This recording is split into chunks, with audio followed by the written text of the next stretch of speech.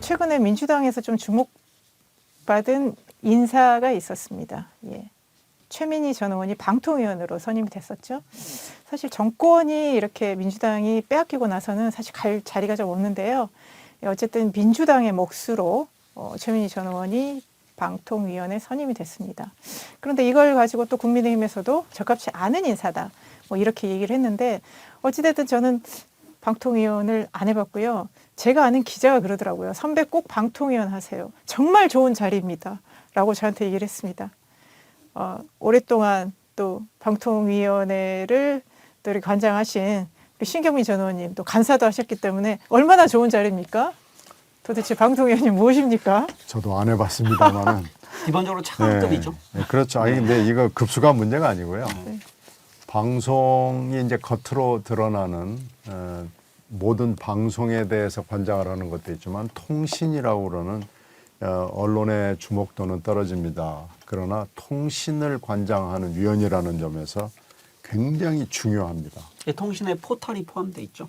아니 뭐 전부 다라고 네. 생각하시면 됩니다. 이게 사실은 이제 미국을 모델로 해서 만들어낸 제도인데 우리나라는 이걸 이제 정당 추천을 해서 5명 위원을 구성을 하거든요. 그러다 보니까 이제 여당 추천 3명, 야당 추천 2명으로 이렇게 들어가요.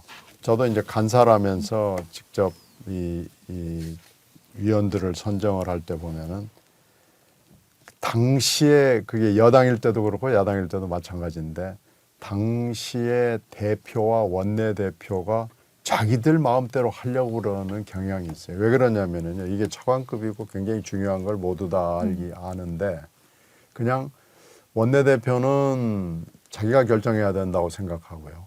당대표는 왜 원내대표 마음대로 결정하냐고 생각을 합니다. 그러니까 당내 추천 이게 절차 규정이라는 게 있습니까? 규정이라는 게 뚜렷하게 없습니다. 그러니까 지금 이 과방위죠. 과방위에서 선임하는 게 방통위원이 제일 큰 자리고 KBS, MBC 이사 자리가 있고요. 그리고 방심위원이 있습니다. 방심위원도 중요합니다. 방심위원으로 그 방송 재허가의 결정이 되거든요. 방심위원들의 그 결정으로 해가지고요. 그래서 이런 것들을 중요한 위원들을 선정하는 기준이 따로 없어요. 그래서 원내대표에 따라서는 과방위원들이 알아서 해주세요라고 하는 그런 분이 있고 어떤 원내대표는 자기가 그냥 알아서 이렇게 했으니까 알아서 하세요라고 하는 경우도 있고 이게 또 국회의장이 또 몫이 있어요. 그러니까 이걸 아마 일반인들이 알면 깜짝 놀랄 일이죠. 그래서 어떤 경우에 보면 왜 이 사람이 이런 자리에 와 있지라는 걸 도저히 납득할 수 없는 게 있습니다. 그래서 제가 과방위 간사를 할 때는 이렇게 하지 말고 과방위원들의 어떤 선정 절차를 거치자.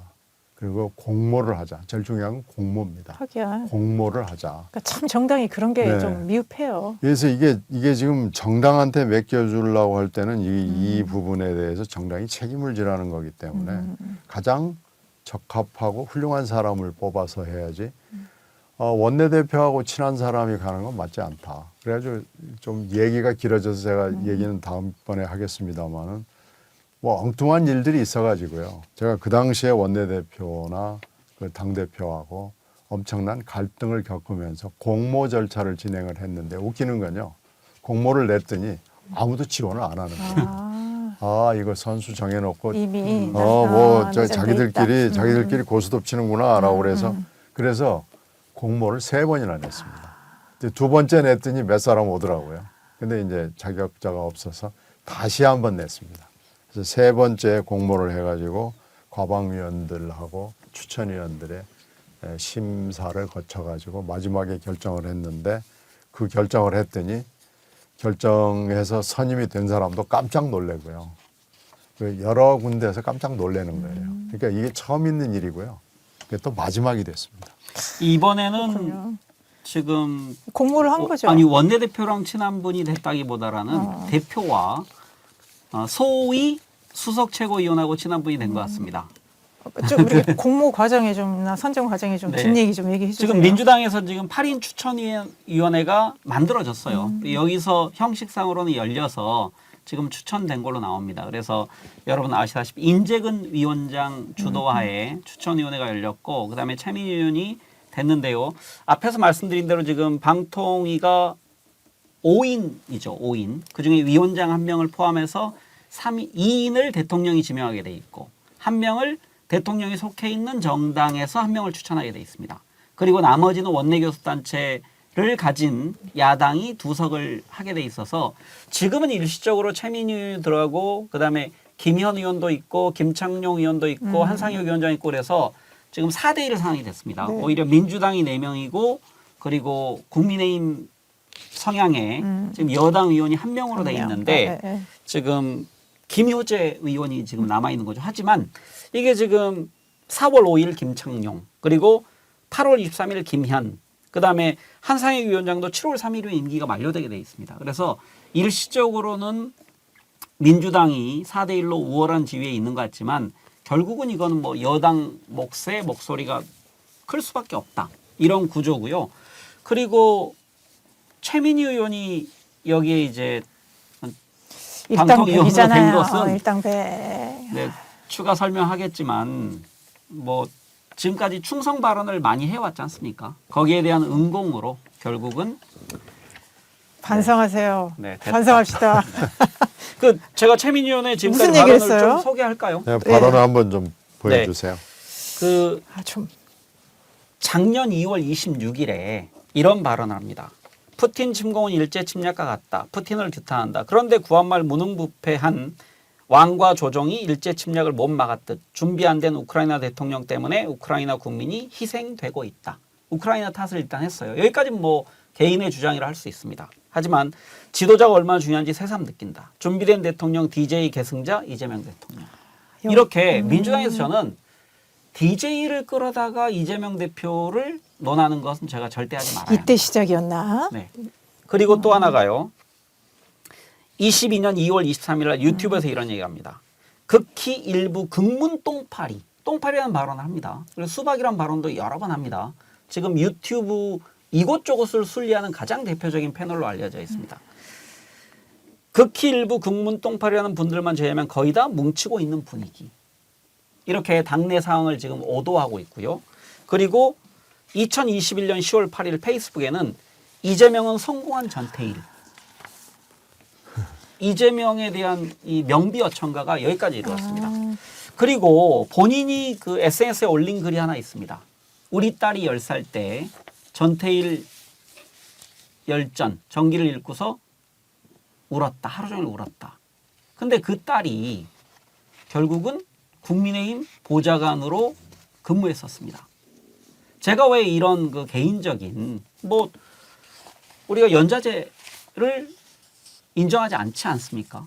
하지만 왜 따님 얘기까지 하냐면 이렇게 우리 안에 당에서 다른 생각 이재명 대표가 아니라는 사람들에 대해서 수박이니 똥파리라고 대표적으로 외치는 분 본인 그럼 집에서는 딸은 어떤 존재인가요? 국민의힘의 보좌관이 될 만한 지금은 그만뒀다 하지만 이건 안에서 새는 바가지 밖에서 뭐뭐 한다라고밖에 말할 수 없습니다. 그러니까 이제 최민희 위원이 이재명 당대표를 거의 이제 전태일급 김대중 전 대통령급으로 이렇게 추앙을 한 거죠. 그러다 보니까 언제부터인가 이재명 대표가 지금 검찰에 의해서 정치 탄압을 받고 있다.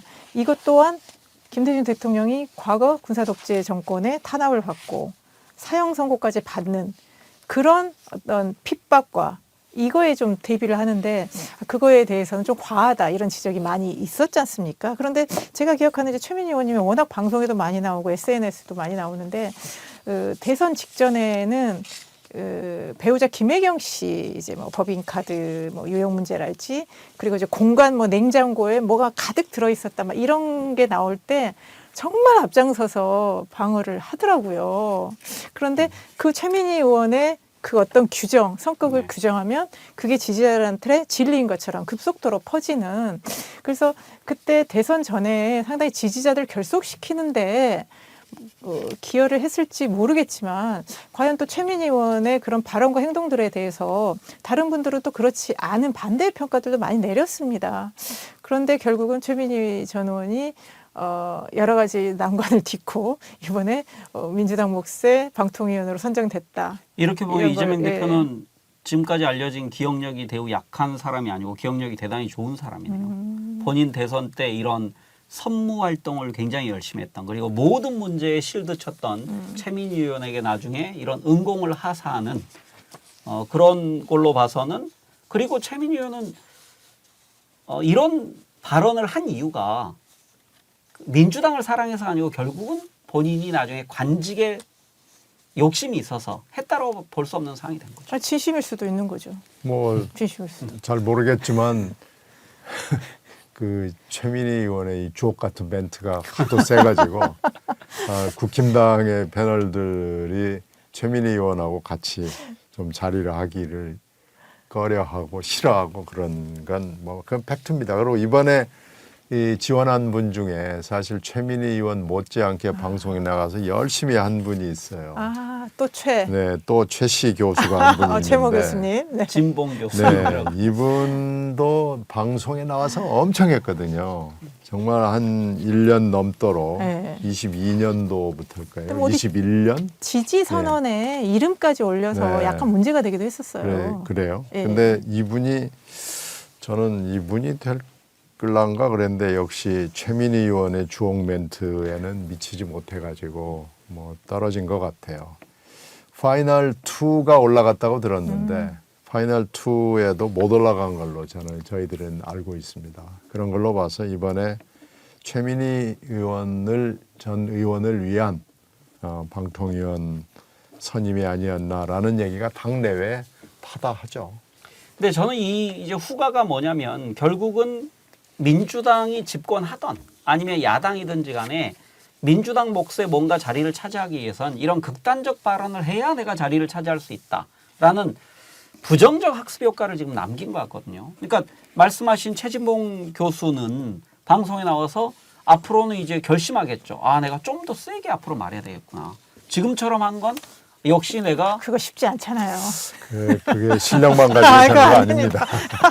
아니 이게 학습한다고 되는 게 아니더라고요. 굉장히 부정적인 저는 지금 나중에 여파가 생겼다고 생각합니다. 그럼 앞으로는요, 지금 유튜버들은 뭐 극단적 발언은 서슴지 않는데 앞으로 그게 더 격렬해질 것이다.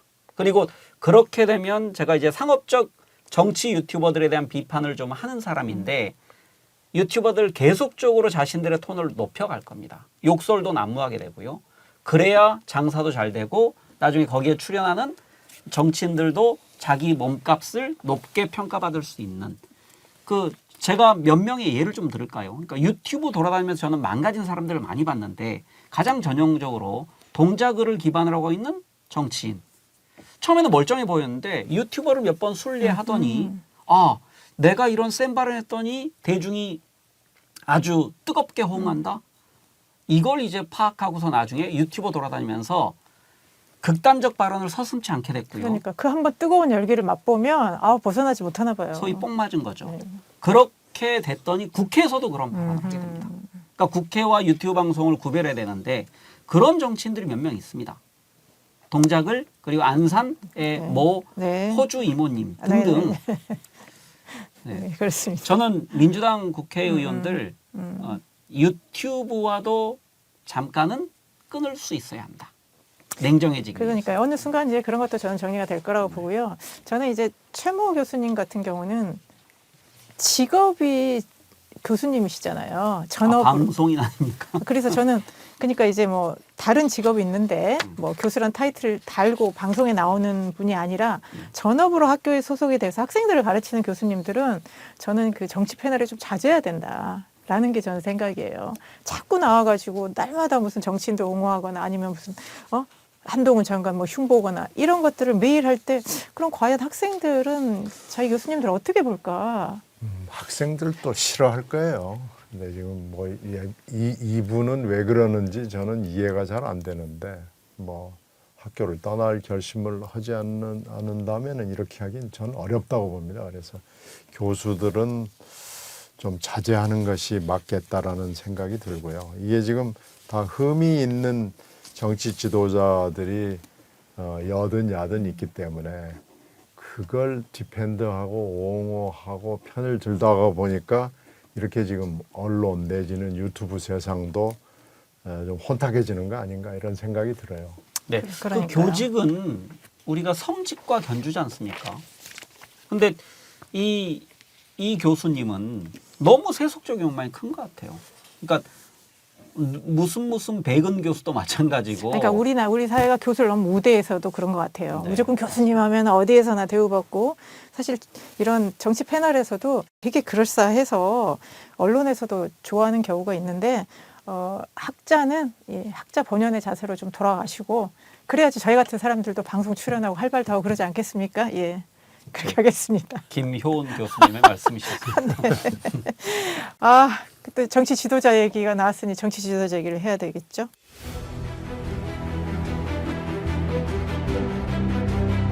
이재명 당대표가 민주당 당직 개편하고 나서는 조금 민주당에 좀 조용한 것 같아요. 예, 어쨌든 조용한 가운데 계속 이제 재판은 좀 진행이 되고 있습니다. 얼마 전에 선거법 재판 3차 공판이 있었죠. 3월 31일에요. 그날 이제 처음으로 뭐 또 유동규 전 본부장하고 대면을 한다. 그래서 뭔가 좀 재밌는 이게 장면이 연출될 줄 알았더니 뭐 기대가 너무 컸는지 별로 그런 게 없었습니다. 그리고 또 지난 3월 29일에 이제 정진상 정무조정실장의 첫 재판도 이제 시작을 했었습니다. 그런데 또 재밌는 얘기가 나왔어요. CCTV가 가짜입니까? 아니 우리는 항상 가짜 뉴스 퍼뜨리지 말라고만 얘기했지 가짜 CCTV 얘기를 하지 말라는데 그것도 무슨 얘기입니까? 황 작가님. 이재명 대표는 성남시장 되고서 두 가지로 언론의 대대적인 홍보 효과를 봤었습니다. 첫 번째가 모라토리움, 성남시의 모라토리움을 선언했고 하지만 나중에 본인이 방송에서 밝혔습니다. 그걸로 내가 재미 좀 봤다. 실은 성남시의 재정 상황은 그렇게 모라토리움을 선언할 만큼 어렵지 않은데 그걸로 이제 전국적인 어찌 보면 각광을 받게 된 거죠. 그리고 두 번째가 본인 집무실에 CCTV를 설치했다. 그 당시에 이제 한명숙 그 총리 관련 재판이 있었고 그래서 누군가 내가 없는 사이에 나 몰래 돈 책상에 갖다 놓을까 봐. 돈을 갖다 놓으면 이게 문제가 된다. 그러면서 이게 뭐 SBS를 등 방송에 이게 소개됐고 언론에도 많이 소개됐었습니다. 하지만 그렇게 지금 청렴한 단체장이라니. 충격적인 건 지금 유동규 씨 발언에 따르면 이 CCTV가 작동하지 않거나 아니면 한시적으로 작동했다. 검찰이 먼저 이거를 밝혀낸 것 같은데. 네, 검찰의 논리는 이제 세 가지입니다. 첫 번째는 회로가 연결되지 않았다. 그리고 두 번째는 물품 대장에 등재돼 있지 않다. CCTV가. 그리고 세 번째는 공무원들이 문제가 되는 민원 건이 발생할 때는 본인들 휴대폰으로 촬영했다는 얘기입니다. 예. 검찰이 이 세 가지 논리를 가지고 CCTV 가짜라고 주장하고 있고 이재명 대표가 뭐 작동했다라고 주장하고 있는데 그건 나중에 이제 재판장 이 뭐 결정 그 선택할 판단할 사항이지만 저는 유동규 씨가 없는 얘기를 하지는 않고 있다. 지금 진실을 본인은 범죄자다라고 그 고백하고 있고 하지만 나는 진실을 말하고 내가 범한 죄에 대한 벌을 받겠다라고 지금 얘기하고 있거든요. 그래서 이 CCTV 문제는 지금까지의 이재명 대표의 허구성을 나타내는 대표적인 그런 하나의 표시 중에 하나라고 생각합니다. 그러니까 이제 그러니까 이재명 대표는 뭐 그렇게 출장 자주 가고 보고 받았다는 김문기 전 차장도 눈을 안 마주쳤기 때문에 모르는 사이다라고 했는데 갑자기 또 CCTV가 가짜다 이런 얘기가 나오니까 너무 혼란스러운 것 같아요. 근데 재판이 앞서 재미없다고 말씀하셨잖아요. 그 면면을 보면 그 유동규 씨가 주로 이제 검찰 증인으로 출석해서 진술했기 때문에 네. 하지만 우리에겐 좀 신선도가 떨어지는 건 유동규 씨가 이 사실을 여러 번 얘기했었거든요. 하지만 밖에서 얘기한 것과 법정에서 진술한 것은 상당히 다르다고 생각하고 가치가. 그래서 저는 그 재판장에 함께 그 출석했던 이재명 대표 입장에서는 아주 곤욕스러울 것 같습니다. 법정에서 마주한 유동규 그리고 한 번도 눈을 마주치지 않았다고 그러는데 유동규 씨는 이재명 대표를 여러 번 좀 쳐다본 걸로 본인이 얘기합니다. 하지만 이재명 대표는 눈을 마주치지 않았다. 그래서 이재명 대표는 주로 사람을 만날 때 눈을 마주치지 않는 걸로 평가받을 것 같습니다. 저는 좀 이 법률적으로 흥미있는 대목이 이번에는 검사가 유동규 씨를 신문하는 거예요. 근데 조금 있다가 4월 중순쯤에 지금 2주 후죠. 그 재판으로부터 2주 후에는 변호인이 유동규 씨를 신문하는 또 다른 신문기회가 그러네요. 있습니다. 예, 또 판이 달라지네. 이때 아마 이제 변호인들이 이 이재명 말하는 피고인을 위한 변호인들이 때문에 말도 안 되는 얘기를 많이 할 거예요. 유동규 너 거짓말이지 네, 사기치지 하는 얘기를 많이 할 텐데 이때는 유동규 씨가 대응을 하는 거에 따라서는 굉장히 흥미롭고 그러니까 열받을 재미있는 텐데. 대응이 나올 거예요. 그래서 이 지금 검찰 신문은 이렇게 넘어갔지만 다음 변호인 신문은 그렇게 되지 않을 거다라는 거고요. 그 지금 이 사진이 골프장에서 찍은 사진이 조작됐다는 얘기를 나오는 것은 이게 이 호주에서 찍은 게 아닐 수도 있다라는 얘기를 하는 거 아닌가 싶어요. 이건 아마 검찰이 확인을 해야 될 겁니다. 그래서 지금 호주에서만 골프를 친 게 아니고 뉴질랜드에서도 친 거 아니냐라는 얘기가 돌아다니는데. 근데 출장 가서 왜 골프를 쳤다는 근데 거야. 이게 이제 하도 다른 죄가 크니까 뭐 골프 정도 치고 요트 정도 하고 뭐 다른 사람이 돈 내주고 하는 것은 죄도 아닌 것처럼 돼 있지만요. 실제로는 공무원들이나 그 지방자치단체 의원들, 국회의원도 마찬가지지만요. 골프 그 생각도 못 합니다.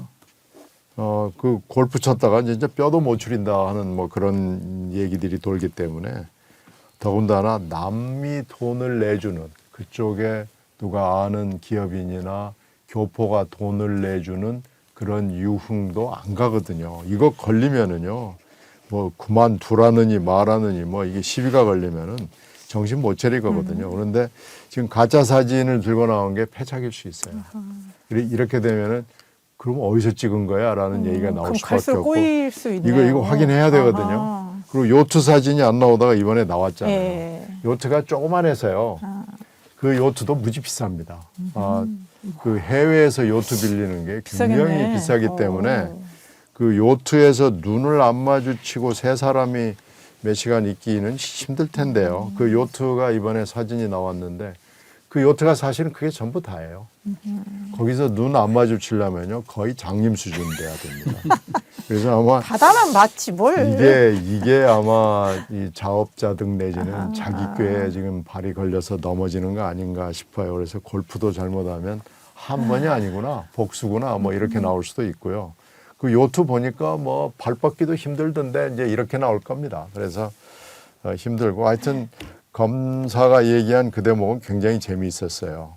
저도 제 와이프하고 눈 맞춘 건 웨딩 사진밖에 없습니다라고 그러는데 뭐 찰나가 어쩌고 저쩌고 하는데 그 눈 맞추기로 이걸 대응을 한 건 실수예요. 그리고 그 당시에 이제 이 김문기 씨가 돌아갔을 때 사실은 아끼는 공무원이었다라고 한마디 했으면 이렇게 선거법 공판까지 안 옵니다. 그런데 이게 이재명이라는 사람 참 재밌는 게 무조건 모른다 그러는 거예요.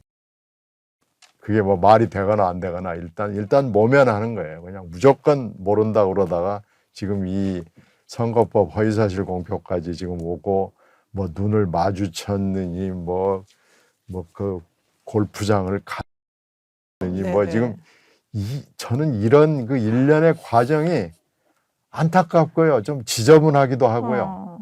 아유, 이러고 살아야 되나? 그러니까 하는. 긁어 부스러면 이제 별 얘기까지 나올 네, 거 아니에요. 지금 이러다 보면. 이게 그러니까 이게 꼬리 야당 대표라는 사람, 더군다나 대권 후보를 했던 사람이고 지금 현재 국회의원이고 이런 사람이 눈을 마주쳤느니 안 마주쳤느니 뭐 요트를 갔느니 뭐 이게 골프를 쳤느니 안 쳤느니 이래가지고 이게 되겠습니까? 이거 안 됩니다. 이제 그 당시 분위기는 유한기 씨 그 돌아가셨고 네.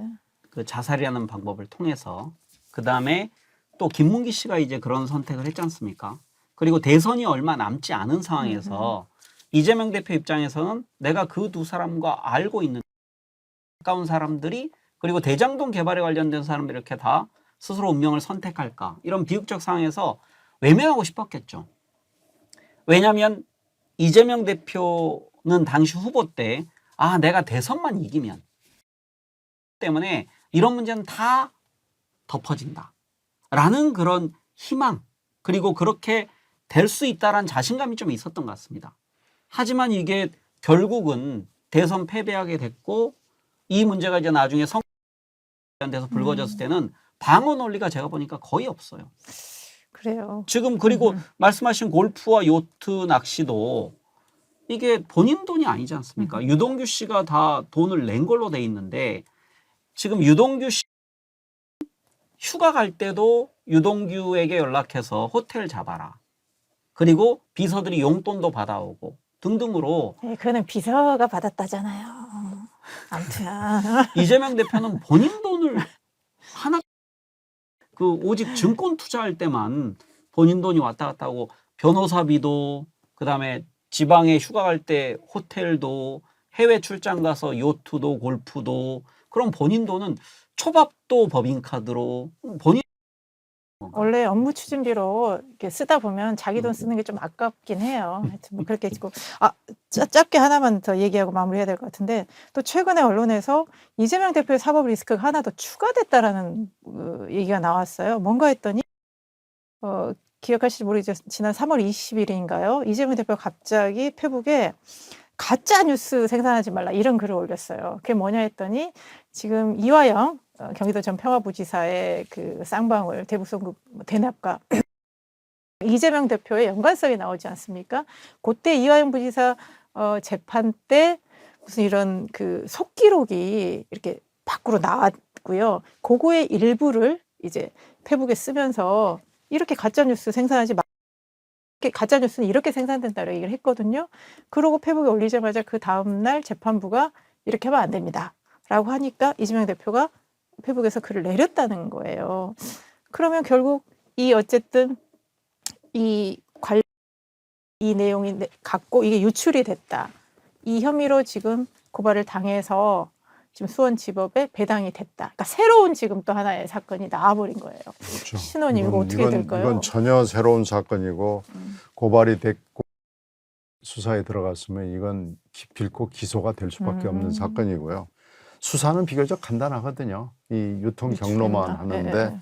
지금 현재 이화영 재판에 여러 사람의 변호사들이 선임이 그중에 이제 의심 가는 사람이 있죠. 그래서 이분은 참 여러 군데 그동안에 하더라고요. 이분도 이제 방송에 나와서 이재명 변호 내지는 디펜드 쉴드의 앞장을 섰던 사람이에요. 그러니까 이건 이분들이 더군다나 이재명 이 혐의를 받는 이분도 변호사고 그런데 이것이 범죄를 구성한다는 걸 너무나 잘 압니다. 다 잘 알죠. 1, 2년 한 게 아니고 굉장히 오랜 기간 했기 때문에 그리고 이 재판 기록에 접근할 수 있는 사람은 현재로 봐서는 판검사하고 변호인밖에 선임된 변호인밖에 없거든요. 그래서 이건 수사에 들어가면 그냥 바로 나올 거예요. 애들한테 수사 맡겨도 이건 바로 결론이 날 거기 때문에 이렇게 되면은요. 이분이 지금 공천에 목을 매가지고 아마 이렇게 했는데 잘못하면 이분 공천보다는 먼저 재판장에 먼저 서서 해야 될 거기 때문에 이런 거죠. 뭐 실수했네. 그러니까 이게 공식 명칭은 아마 재판 조서 유출로 돼 있고 이게 20일 날 SNS에 게재를 했고 이재명 대표가 이걸 올리고 나서는 불법 사실 인지한 것 같아요 스스로. 그래서 그 다음 날 바로 하루 정도 유지가 안 되죠. 네. 그래서 내가 실수했구나라는 걸 본인 스스로 깨달은 것 같고 24일 날 이제 검찰이 이 기록 유출에 대해서 재판부에 경고해 달라고 요청합니다.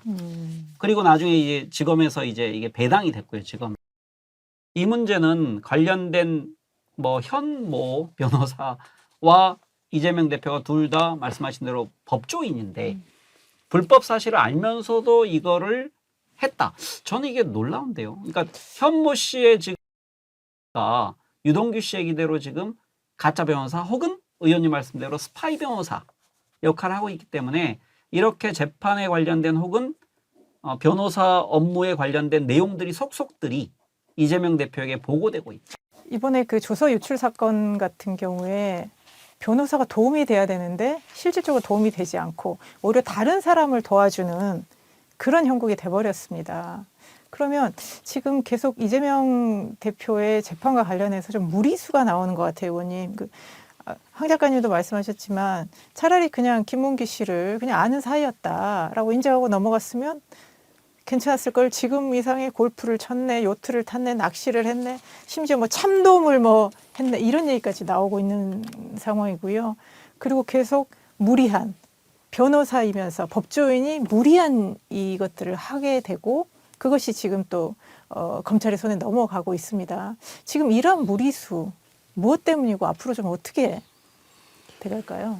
그래서 이게 지금 무리수고 금방 말씀하신 건 교과서에 다 나오는 얘기예요. 이런 짓을 하면 절대로 안 된다라는 것들이 법학 통론부터 시작을 해서 변호사 시험을 준비하면서까지 계속 듣는 얘기인데 또 변호사 실무를 하면서도 내가 이런 짓은 안 해야 되는데 하고 다짐하는 일들입니다. 그런데도 불구하고 이재명 변호사 출신 대표 그리고 이 현 변호사 출신 지금 공천을 받으려는 분들이 자기 눈앞에 이익에 아무것도 안 보이는 거죠. 그냥 이 일만 하면 내가 잘 보이게 될 텐데 모면하게 될 텐데 딱 그거 하나밖에 없는 겁니다. 그래서 이런 무리수들이 결국은 인사도 저질화하게 만들고 사람을 변하게 만들고 결국 정당이 해야 될 굉장히 중요한 기초적인 일들에 무리수가 끼게 되면서부터 제대로 일을 처리하지 못하게 됩니다. 결국 그 피해는 정당에도 가지만은 국민들한테도 가고 유권자에게도 가고 민주주의 전체에 주는 영향이 매우 크게 되고요. 이게 결국은 나라를 잘 못 가게 만드는 결과로 이어지게 되죠. 그래서 정치가 중요하다는 얘기고 사람이 중요하다는 얘기고 그런데요. 오늘 그 얘기하는 여러 가지 그 방통위원 문제랄지 선거법 재판이랄지 뭐 이런 걸 보면서 다시 절감하게 되는 것이 사람입니다. 사람을 어떻게 좋은 사람들을 우리가 정치에 참여하게 해서 민주적인 또 법치를 신봉할 수 있게 되는 원칙으로 돌아가는 정치를 하게 될 수 있을까 하는 근본적인 질문으로 돌아가게 됩니다. 그렇습니다. 우리 신경민의 정면 돌파는 좋은 사람들이 함께하는 유튜브입니다. 저희도 하고 싶은 말이 많고요. 저도 참 제 기분 같아서는 막 이런저런 얘기를 하고 싶습니다만 항상 상대가 있는 거고 우리 함께하는 세상이기 때문에 우리가 하나씩 세상을 좀 바꿔 나가는 그런 유튜브로 가겠습니다. 자, 오늘도 신경민의 정면 돌파 함께해 주셔서 감사합니다. 두 분 수고하셨습니다. 네, 감사합니다.